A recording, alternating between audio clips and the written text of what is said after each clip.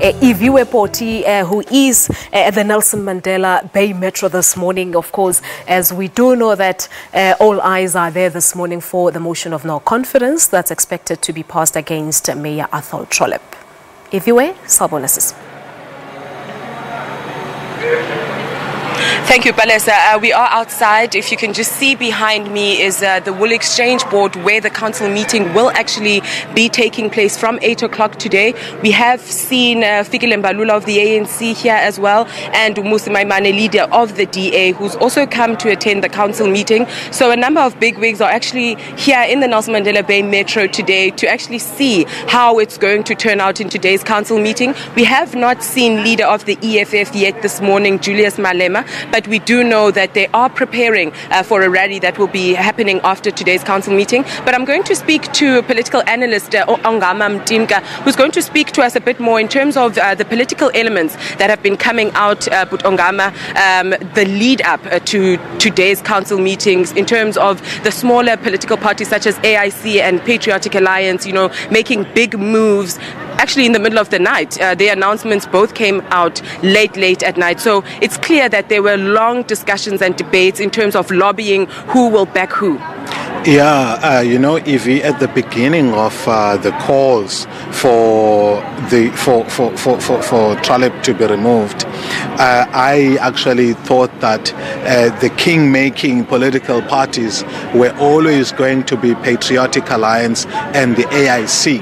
But I must say that I was surprised by the AIC move, because remember, they were closer to the ANC, for me as far as I'm concerned, than they were to the DA, precisely because nationally they had some agreements that they have made with the ANC pertaining, for example, to Matatiele and its relocation to KZN. In fact, it does seem to be the case that the reason why they ended up, I haven't seen their statement, but it seems like from what I heard people say, that the ultimate reason for them swaying their vote towards the DA was their displeasure with the pace at which that decision with the ANC, with pertaining to Matatiele, was slow in being implemented.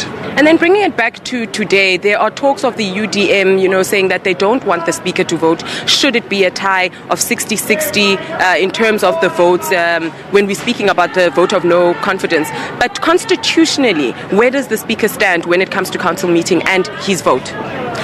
Well, so here's what I'm thinking. There is guidelines with respect to what kind of majority vote is expected to pass certain decisions. With respect to rates and taxes, for example, it does, I think, a majority like 50+1 is required.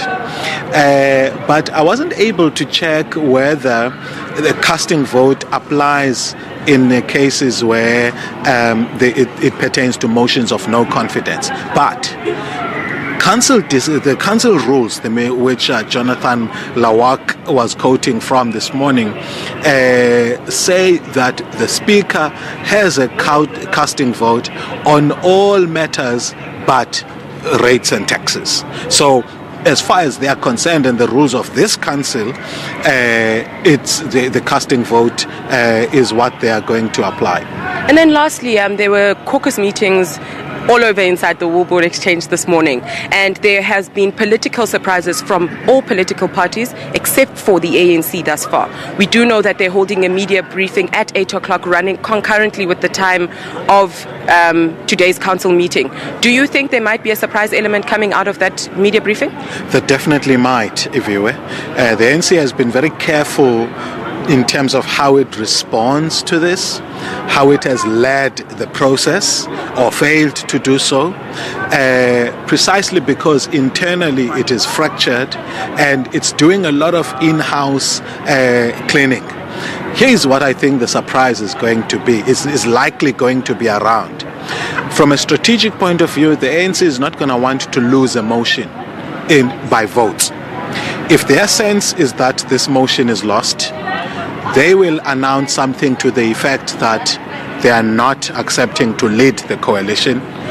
The smaller parties who have proposed it must actually come up with that leadership, the mayor, the speaker, and everybody else, but they will support the motion.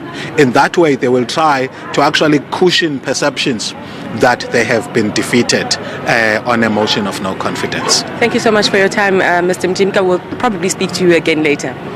Well, there we have it, Palesa. We are still waiting for more developments to actually happen this morning. A few minutes, if actually not running concurrently with the council meeting. I do know that we haven't started yet. We were told we would be allowed inside by 7:30, but caucus meetings have been continuing. We are still outside, but I think from later on we'll be crossing to you from inside the council meeting. But for now, it's back to you guys in studio. All right, thank you so much there to our reporter, Iviwe Boti, live from the Nelson Mandela Bay Metro. Of course, as she said, we'll keep in touch with her for the latest happening.